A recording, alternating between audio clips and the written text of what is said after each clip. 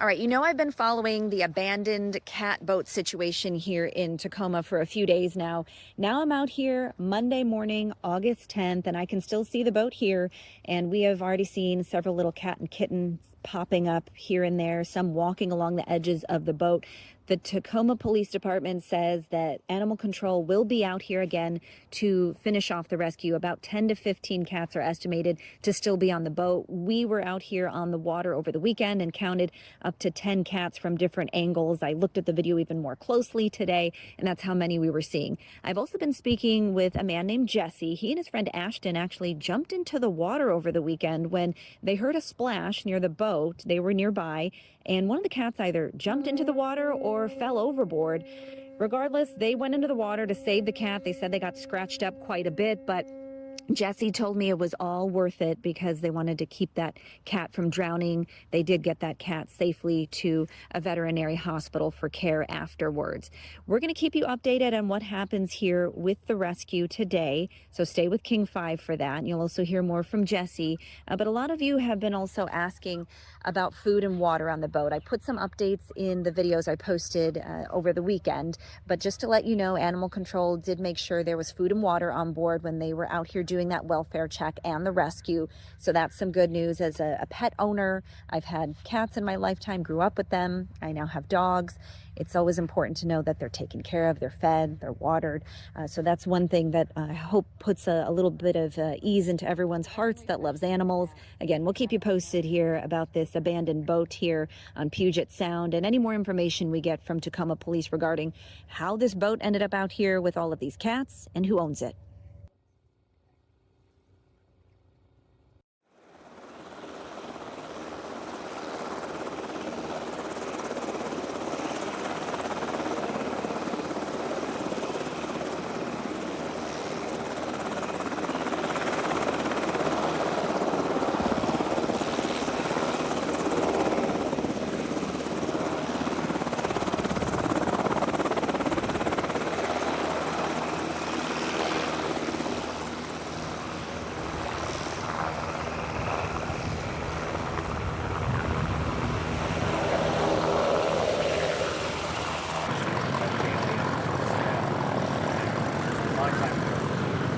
And then I helped out with cats.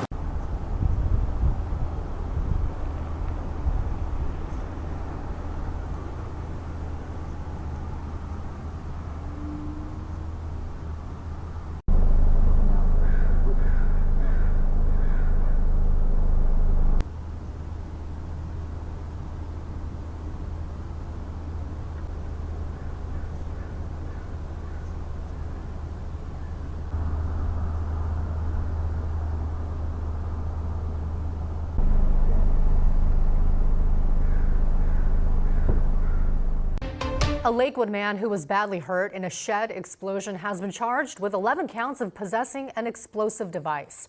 Frank Class is accused of making illegal homemade fireworks after police say one exploded back in June. Court documents say Class told investigators he learned how to make them on YouTube and was making them for fun ahead of the 4th of July. But bomb technicians say all 11 devices contained hundreds of times the legal limit for consumer fireworks and were classified as explosives.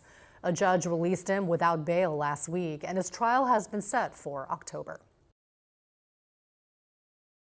I love walking into T-Mobile Park every day, Jake. I'm so blessed to be doing something I wanted to do ever since I was a 12-year-old kid. You know, I'm living my dream. I wrote Jack Brickhouse a letter, the Hall of Fame broadcaster for the Chicago Cubs. And I said, I want to be a major league broadcaster just like you. And he wrote me back a letter, and that was, you know, so important to me and inspired me. Finally had a chance to meet him my first year with Dave in 1983. And he was at the ballpark in Scottsdale, had been retired for a few years. And Dave goes, go talk to your hero, go talk to him. So I met him and introduced myself. I said, Mr. Brickhouse, you don't remember this. This is 1983. I wrote him a letter in 1965 when I was 12 years old. I said, you don't remember this, but I wrote you a letter when I was a kid, and I just want to thank you. He said, well, what are you doing here? I said, because of you, I'm the new announcer for the Seattle Mariners, and I'm going to do today's game between the Mariners and the Chicago Cubs. This was at spring training. He said, really? I wrote you a letter? I said, thank you, and he gave me a big hug. So kids out there, Find out what your passion is, find out what you love to do, and make a career out of it. If I can do it, you can do it. Jake's done it, so right? You're like living your buddy. dream. I am, but So you've got my dream too, I think. Go for it. Tonight, the firefight continues across Washington state. In western Washington, a wildfire has shut down access to the Sunrise and White River areas. We're talking about from Highway 410 in Mount Rainier National Park. The Grand Park 2 fire is burning 3 miles north of Sunrise Visitor Center. It's about 300 acres with no containment. In eastern Washington, 3 major wildfires are still burning in the Spokane area. More than 900 structures have been destroyed since last week, with more than 10,000 acres burned. Evacuation zones are being reduced in areas as fire crews make progress putting out the flames. This is an urban mop-up. Every one of these residential homes pose a significant threat to the community, not just because of the heat, but because of the materials that were burned in, everyday modern homes. We're frustrated. You want to go out there and you want to get the results, but I do think that's like what we believe in and what we talk about is it is still in front of us. Guys are working as hard as they possibly can. You're putting in the work. This is just one of those games, man.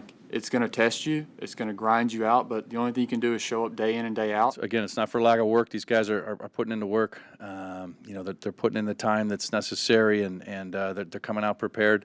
And it's just, we're just not seeing it on the field. And it's a very frustrating time, no question. But we've got to keep pushing. We've got to find a way, and that's really what it boils down to, is finding a way.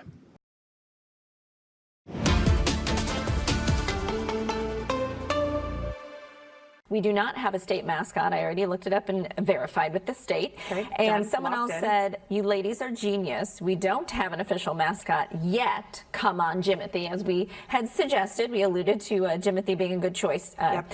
Do you know what the state bird is? State bird? Yes. Oh, Farah. I have no idea. It's the willow goldfinch. We do have a state dance. Do you know what that is? Oh, what is it, like two-step? Square dance. I was close. Amphibian. Amphibian. Oh. I would not know. A Pacific chorus frog. Oh. Yes. The flower, I'm sure you've heard of that, right? Rich talks about them all the time. Is it like a carnation? It's a rhododendron. Oh. To be specific, coast rhododendron. Okay. Rhododendron. Where are the orcas and salmon? Well, I'm glad you brought up orcas. Orca is a state marine mammal. Okay, so orcas are covered. Yeah. What about fruit? Ooh, I'm gonna go apple or cherry. Apple. Yes. You got that. Fish. Salmon. Steelhead trout. Yeah. Really? If you want to try to petition that, we'll get you in touch with some senators. We know the song, Washington, My Home by Helen Davis. Okay. Sport. Ooh. You work with Chris Egan a lot. I'm gonna say football? Baseball. Pickleball. Oh, yes. Chris Egan should have given it away. Vegetable. Oh, State like a vegetable. Zucchini. Walla Walla sweet onion. Oh, duh. And tree. Tree. Oh, evergreen. It's got to be some sort of pine. Western hemlock. Okay. All right. That's our little pop quiz. We need a mascot. We need a senator to sponsor our petition to get Jimothy as the state mascot. Let's talk about it a little more. Every one of these residential homes pose a significant threat to the community, not just because of the heat, but because of the materials that were burned in everyday modern homes. We have hazmat teams, specialized structure crews that are out there with specialized equipment, positive pressure breathing apparatus, hazmat monitors, all of it to keep our people safe while we extinguish the last bits of heat in the over 800 structures that are out there today. This process will go on for the next 4 days, and it's really important to us that we keep you out of those areas while we do this work. We've been reading all of your comments about the cats on that abandoned boat, and yes, we know they are still out there. Our own King 5 crew went out there Saturday, late afternoon, early evening on a boat with someone else, got alongside it, and from our count, we saw at least 8, maybe 9 cats. I'm starting to think personally, as a former cat owner, that they could have been hiding when the rescue efforts were happening. There are a lot of little nooks and crannies and places that cats can get into, and perhaps they were very quiet and very good at hiding while those rescuers were there on the boat. Now, originally, Tacoma police posted on their social media on Friday that all of the cats had been taken off of the boat, saying each and every cat was rescued from the vessel. But now that we've seen cats there ourselves, and all of you have seen them as well, we've reached back out to Tacoma police, asking them if another rescue effort will be made, whether it's just the department or with some other agencies partnering with them, when that could be happening, and if there are plans to tow that boat to shore. As soon as we get more information, we'll leave them in the comments as updates for you. But if you head out there again and you happen to see them as well, don't hesitate to let us know. But I also asked Tacoma police if they saw any food or water on board during those rescue efforts on Thursday and Friday. I know that's a concern I've had as a pet owner, and many of you have had as well. So again, as soon as we get more information, we'll share that with you. We've lived here a long time and we've never seen anything to this magnitude. This was a monster. My family barely got out of this alive. Every house on my street, both sides of my street, every house is gone. They all burned down. So sad. Yeah, it's not just me. It's devastating, complete loss.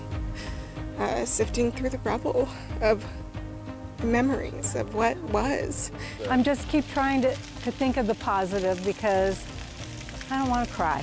I just don't. I don't think I'm going to rebuild here because I don't ever want to have to relive a fire coming up this hill again. We're resourceful and we made it out with our lives, and that's the most important part. This is only the beginning. This is going to be a long road. I don't want people to forget that in a month or in 6 months or in a year, it's not going to be over, and that people are going to need winter clothes and winter gear.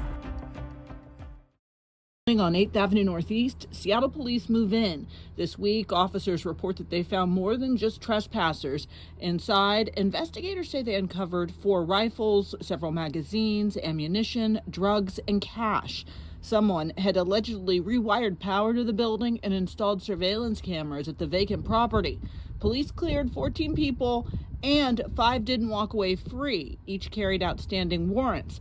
Officers hauled 4 of them off to the King County Jail for investigation of trespassing and warrants, while a 5th landed in Snohomish County Jail. And Seattle Animal Control was called in too to rescue 8 animals, 4 dogs and 4 puppies. The University of Washington Center for Human Rights confirms that in the past year, there have been at least 90 immigration-related arrests that resulted from federal agents searching data from the Washington Department of Licensing.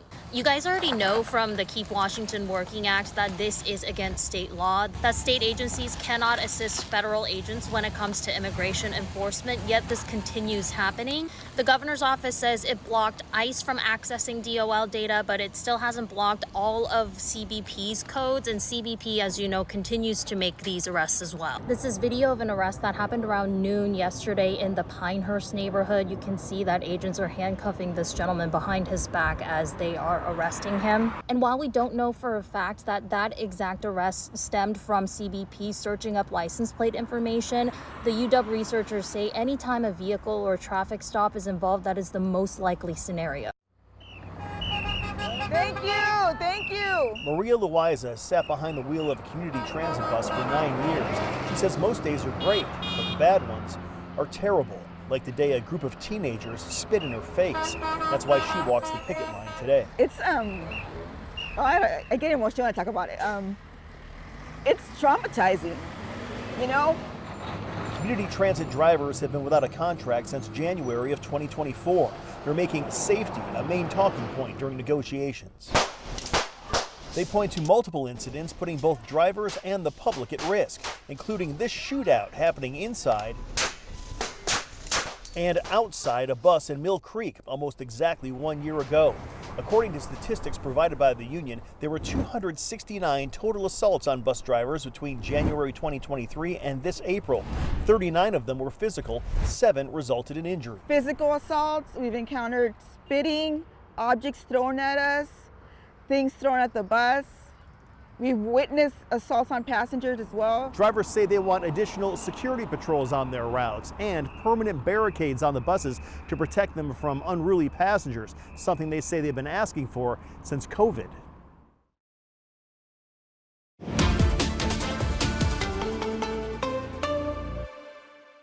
Several cats are still on an abandoned sailboat anchored in Commencement Bay in Tacoma, even after police and animal control rescued about 30 others. At this point, it's unclear if the owner has been notified. People in this area told me that they've seen that boat there for months on end. The cats are said to be scared and malnourished. They're now being taken care of by local agencies. But at this point, we just don't know what's going to happen with those cats on board. If police plan to go back and try to get them, we just don't know what that process is going to be like. This is a few hundred feet from the shore near Owen Beach, which is right by Point Defiance Park. Obviously, there are still a ton of questions. What the heck happened to Magic Mouse? I just called one of the store owners. I believe it's a couple. He wouldn't tell me anything. I was trying to extract anything out of the phone call. He insisted in letting his wife get back to me. I've talked to people walking by this Saturday. I even talked to one of the Seattle Underground tours about when this closed. They first noticed the paper and the message there on the door sometime last week. Even the letters are gone from the building. I took one of the Underground tours once. They talked about how this is in a historic building and there were floors, I believe, of toys. Looked pretty great. Notice, Magic Mouse Toys is closed for business permanently. Magic Mouse appreciates and thanks its customers for shopping at Magic Mouse for the past 40 plus years, 4 decades. So what the heck happened? Tacoma police were called about an abandoned boat off the shores of Owen Beach. When they got there, they found something they weren't expecting. More than 30 cats and kittens were living on board that boat in unsafe conditions. They responded on Thursday, August 6th. Marine Services Unit officers began coordinating with animal control and forensic units to safely rescue the animals. It was a 2-day effort to rescue all of the cats and kittens on board. All of them were safely removed. Tacoma police say many of the cats were frightened and malnourished, requiring some patience and care and a lot of teamwork for all the people involved. We'll keep you updated on this story and where you can end up finding those cats or kittens for adoption or fostering. We'll also keep you updated on who owned that boat. The state is reporting 18 large fires burning right now. More than 650,000 acres are gone. In western Washington, a new wildfire has sparked in Mount Rainier National Park. The Grand Park 2 fire is burning just northeast of the mountain near Lake Eleanor. These are new photos of the smoke plume from the fire to the left of Rainier. Fire officials say it's about 200 acres and growing. The National Park Service has closed down access to the Sunrise and White River areas from Highway 410 until it's safe to reopen. The cause of the fire is under investigation. In eastern Washington, 3 major wildfires are still burning in the Spokane area. More than 900 structures have been destroyed since last week, with more than 10,000 acres burned. The largest of the 3 wildfires is the Autumn Lane fire. Neighbors in 9 Mile Falls, 10 miles away from downtown Spokane, are just starting to grasp all the damage. Officials believe someone most likely started this fire by accident. Now crews are working to strengthen containment lines and get the fire fully under control. That may be challenging this weekend.